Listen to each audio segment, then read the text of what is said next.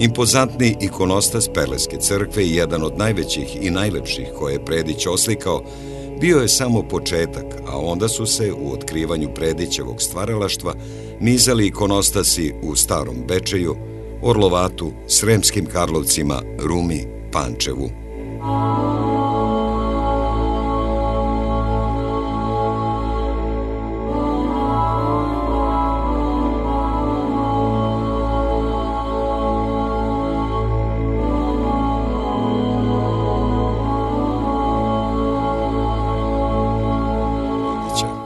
Uroš Predić je bio ne samo dugoživeći čovek i aktivan umetnik, tako reći, do poslednjeg dana.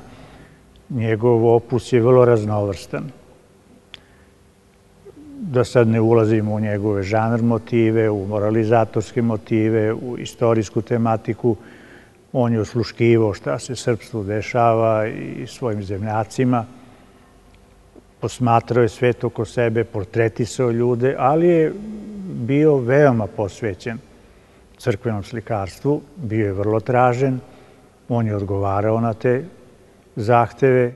Impozantno veliki opus. On je ogroman, on je velik, on je mnogo radio, on je puno radio. Uroš Predić je preminuo 12. februara 1953. godine u Beogradu, u 96. godini života, sahranjen u Orlovatu, gde meštani i danas brinu o njegovom grobu, svesni njegove veličine.